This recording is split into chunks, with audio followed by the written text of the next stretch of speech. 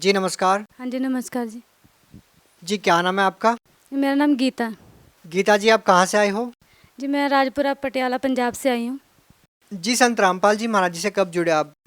मैं 25 जून 2017 में जुड़ी हूँ। संत रामपाल जी महाराज जी से जुड़ने से पहले आप क्या भक्ति साधनाएं करते थे? जी, मैं भक्ति साधना तो ऐसे देवी देवताओं की करती थी, लेकिन मैं अंदर से नास्तिक ही थी, ऐसा क्यों? क्योंकि मैं किसी की भी देवी देवताओं को मानती नहीं थी। हमारे घर में बहुत ज़्यादा प्रॉब्लम थी, उस वजह से मैं देखा देखी करती थी, लेकिन मेरे मन से किसी के नमो को नहीं करती थी मैं। संत रामपाल जी महाराज जी से जुड़ने के पीछे क्या कारण रहा?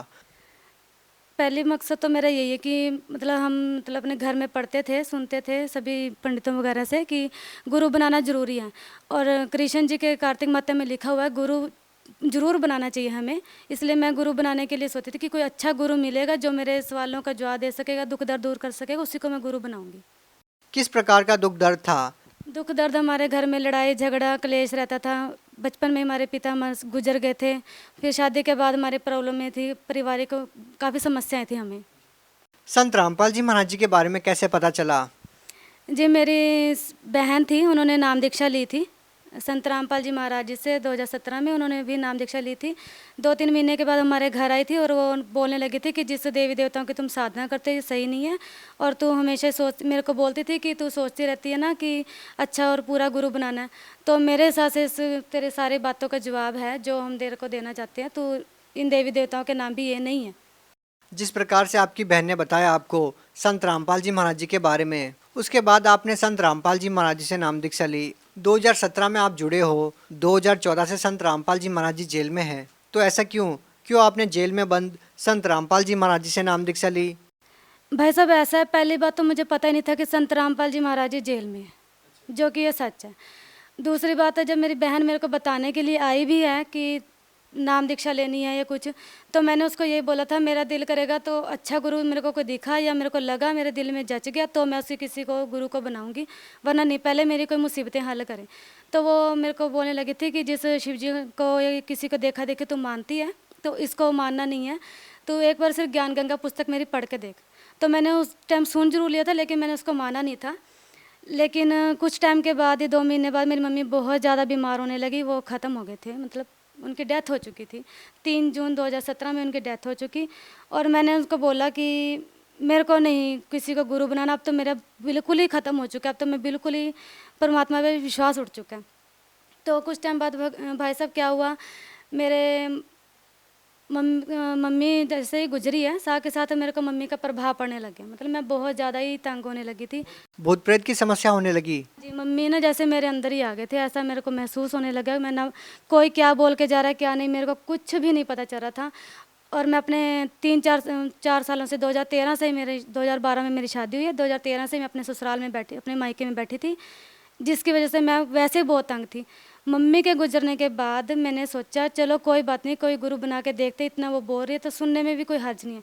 लेकिन मैंने संत रामपाल जी महाराज जी का ना कोई सत्संग सुना था, ना मुझे ये पता था ये जेल में है, ना ही मैंने कभी इनका नामदान सुना था।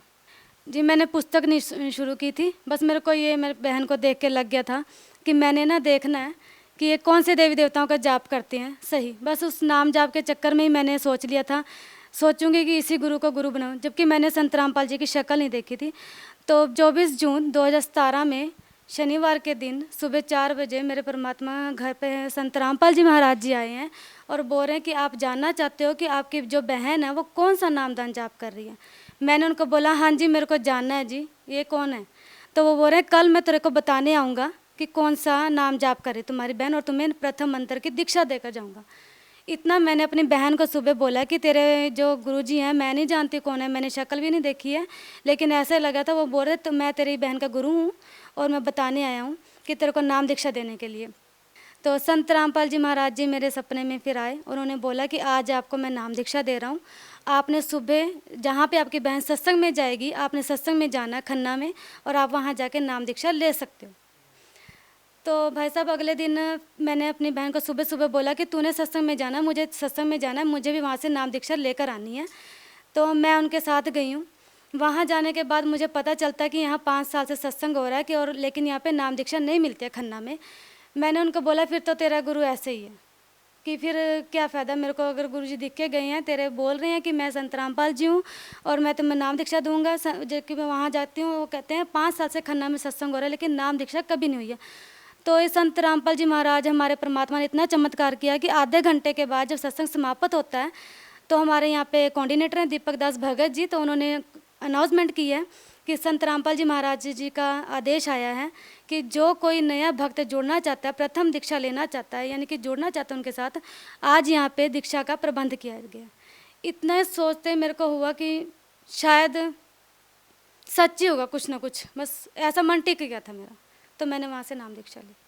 बहन जी, आपने संत रामपाल जी महाराज जी से नाम दीक्षा ली, आपने ना तो उनका ज्ञान सुना और आपको ये भी नहीं पता था कि संत रामपाल जी महाराज जी जेल में हैं, और नाम दीक्षा लेने के बाद आपको पता लगता है कि जिस संत से आपने नाम दीक्षा ली है वो जेल में है, तब आपको कैसा लगा?